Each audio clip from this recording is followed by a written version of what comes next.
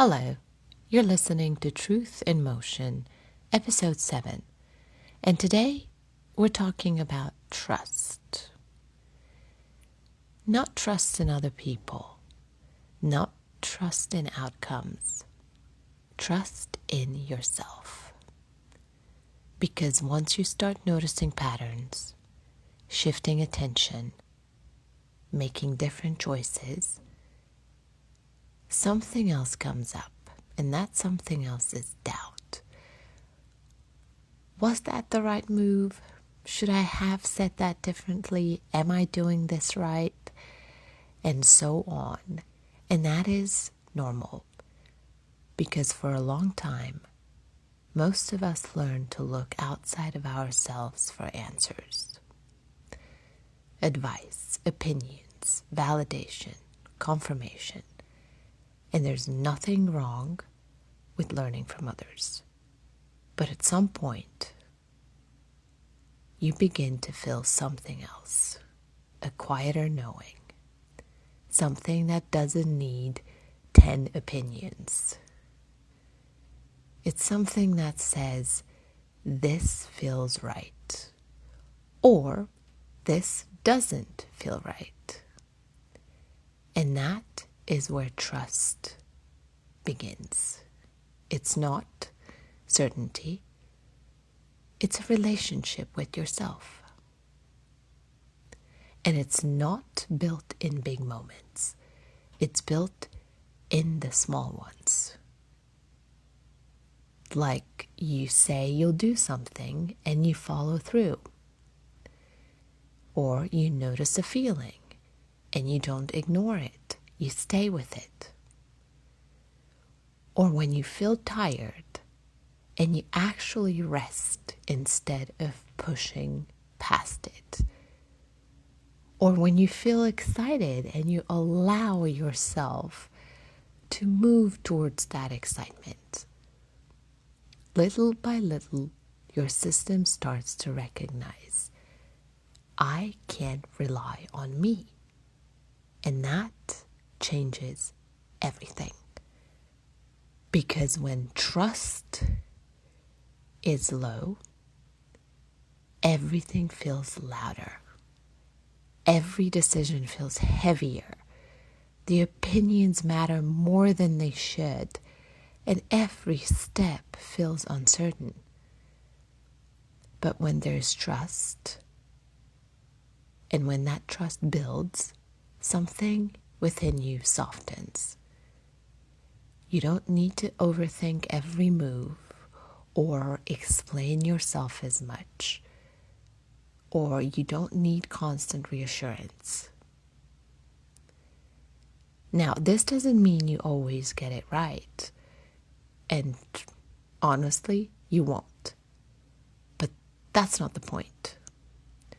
Trust grows even when things don't go as planned, especially then, because that's when you learn, I can handle this too. So trust is not about making perfect decisions. It's about staying with yourself after the decision.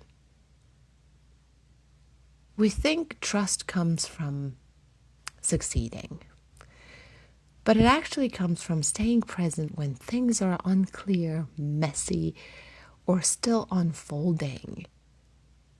And here's something important. Trust is deeply connected to the nervous system. If your body feels constantly rushed, pressured, or overwhelmed, it's hard to hear your own inner voice. And everything feels urgent. Everything feels important. It feels like it needs an immediate answer. But trust lives in a slower space, a quieter one. A space where you can actually hear yourself. And that is why, as I've said before in previous episodes, that rhythm matters, attention matters, capacity matters. They all support trust. Because when your nervous system is steady, your inner voice is a lot clearer. And let's talk about relationships for a moment. Trusting yourself also changes how you relate to others. You don't overgive to be liked, for example. You don't stay silent when something feels off. You don't chase clarity from people who are inconsistent. Instead, you begin to listen to your own experience, to your own voice, and respond from there. And that doesn't mean you become closed off. It means that you become grounded in who you are. And yes, this is where it will transform what you think and how you move. Because we often say we want to trust ourselves, and then we immediately ask 3 other people what they think. And again, this is very human. Nothing wrong with it. It's not a judgment. But it's just something to notice. Trust builds when you start letting your own voice count. Even if it's quiet at first, or even if you're not fully sure, and at times, even if you get it wrong. Because over time, that voice becomes steadier, clearer, a lot more familiar. And familiar, as we talked about, is what the body relaxes into. So maybe this week, instead of asking, what's the right decision? Ask, what feels true for me right now?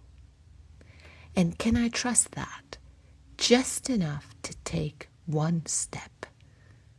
And that's how it grows, slowly, naturally, from the inside out. And that is truth in motion. I'll talk to you next week.